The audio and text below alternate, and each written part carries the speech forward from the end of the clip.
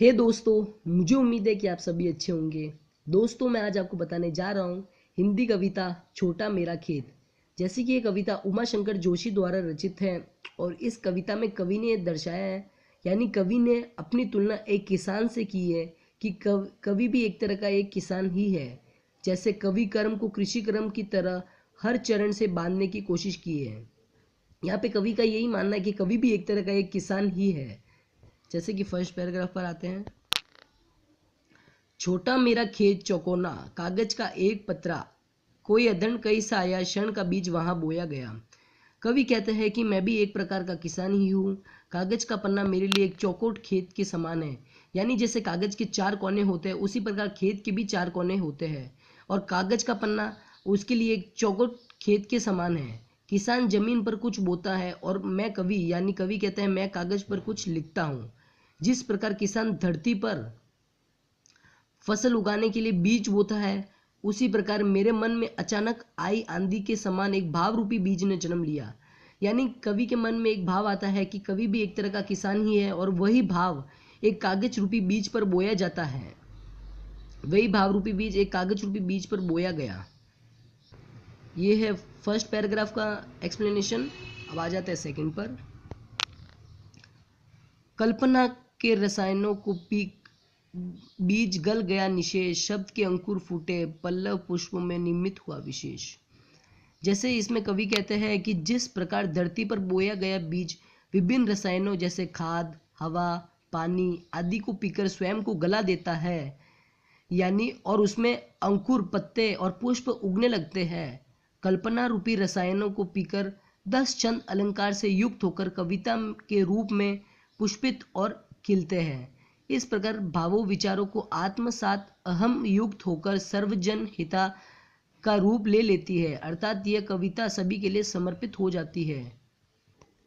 इसमें कवि का यह मानना है कि जैसे किसान बीज बोता है और वो विभिन्न रसायनों से फलने फूलने लगता है, उसी प्रकार कवि अपने अलंकार रूपी से बीज बोता है और वही बीज एक काव्य के रूप में बन जाते हैं। अब आ जाते हैं थर्ड पैराग्राफ पर। जगने लगे फल रसायन अलौकिक, अमृत धाराएं फूटती, रोपी धरण की कटाई अंतरता की, लूटने रहने से जरा भी कम नहीं होती, रस्य का अर्श्य पात्र सदा का छोटा मेरा खेत चौकोना। इसमें कवि यह कहते हैं कि कवि के हृदय में पलने वाले भाव पतकर यानी पकना शुरू हो जाते हैं, कविता रूपी फूल में झूमने लगता है तो उसमें अद्भुत अलौकिक रस समा जाता है। आनंद की अमृत जैसी धाराएं टूटने लगती है। उसी प्रकार किसी भाव का आरोपण अपने आप में एक विशेष रूप में दिव्य प्रेरणा का श्लोक होता है। कविता के रूप में उसकी फसल अंतकाल तक मिलती है। यानी यहाँ पे कवि का यह मानना है कि किसान को बार बार खेती करनी पड़ती है, लेकिन कवि की फसल उसको बार बार खेती करनी नहीं पड़ती और उसके अंतकाल यानी उसके मरते हुए समय तक भी वापस मिलती है। उसे जितना भी लुटाया जाता है उससे कभी कम नहीं होती।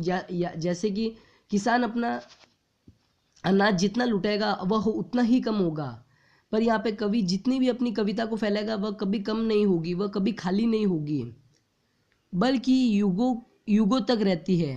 वास्तव में कवि के पास जो कविता रूपी है जिसके रस कभी समाप्त नहीं होता, इस प्रकार कविता समाप्त नहीं होती। यहाँ पे कवि के अनाज समाप्त हो सकते हैं, कवि के पुष्प समाप्त हो सकते हैं किसान की, पर कवि के कभी कविता समाप्त नहीं हो सकती, वे युगों युगों तक रहती है। अब आ जाते हैं उनके विशेष पर। जैसे कि फर्स्ट विशेष क्षण का बीज, यानी क्षण रूपी बीज। क्षण रूपी बीज में रूपक अलंकार का प्रयोग है। कल्पना के रसायन, यानी कल्पना रूपी रसायन, इसमें भी रूपक अलंकार का प्रयोग है। यानी क्षण का बीज और कल्पना रूपी रसायन में रूपक अलंकार का, इन दोनों में रूपक अलंकार का प्रयोग है। बीज वहां बोया में अनुप्रास अलंकार का प्रयोग है। पल्लव पुष्पों में अनुप्रास अलंकार का प्रयोग है और गल गया में अनुप्रास अलंकार का प्रयोग है।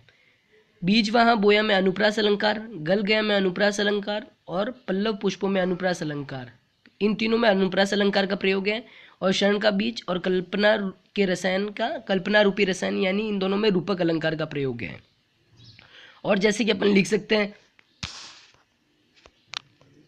और जैसे कि लिख सकते हैं, जैसे कविता की समानता खेती से की गई है, कवि कागज की पुष्ट को अपना खेत मानता है, कवि काव्य रस से वृदामत सरोहर होता करता है, संस्कृत शब्दावली का प्रयोग किया गया है आदि। जैसे कि कविता में समानता खेती से की गई है, कवि कागज के पुष्ट को अपना खेत मानता है, संस्कृत शब्दावली का प्रयोग है, और अनुप्रास अलंकार और ये रूपक अलंकार का प्रयोग है। अब आ जाते हैं क्वेश्चन आंसर पर। प्रश्न उत्तर।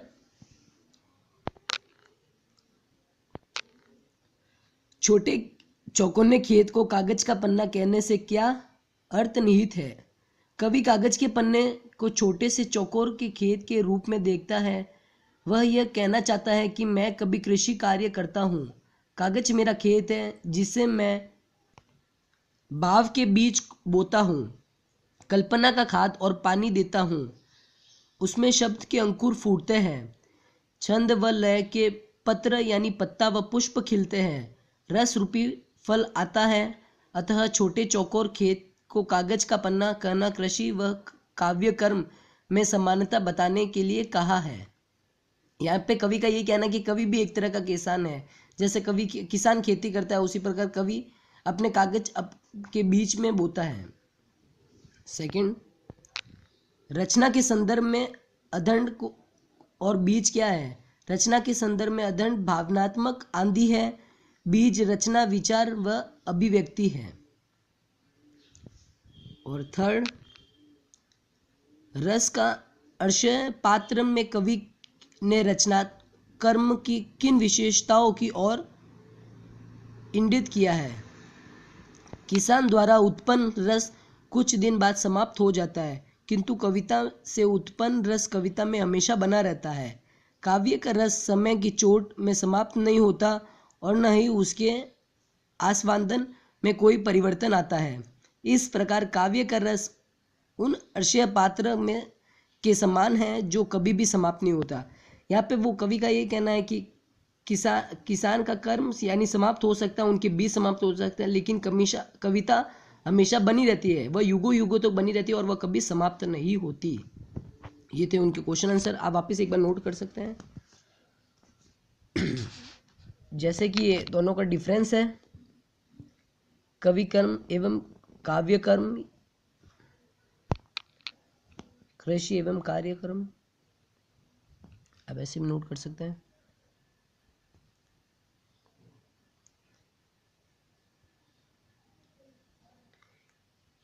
ये डिफरेंस आपको दोनों को समझने में मदद करेगा।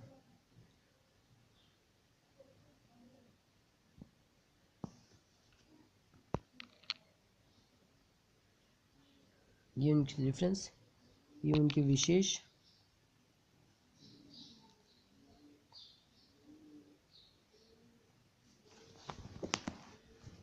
ये फर्स्ट क्वेश्चन,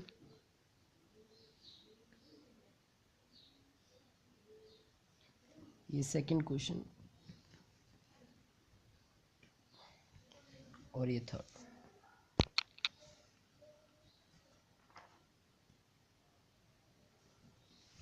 आप ये एक्सप्लेनेशन भी नोट कर सकते हैं, जैसे कि छोटा मेरा खेत का एक्सप्लेनेशन है।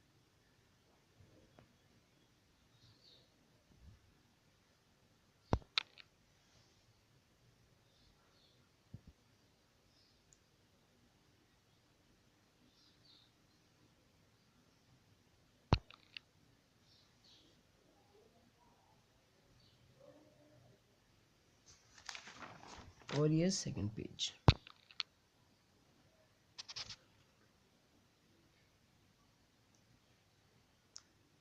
वो फर्स्ट और सेकंड पैराग्राफ की थे अर्थ, और ये थर्ड पैराग्राफ का है। आई होप आपको ये वीडियो पसंद आया होगा। वीडियो को लाइक और शेयर जरूर करें और प्लीज़ हमारे चैनल को सब्सक्राइब करना मत भूलें। Thank you so much.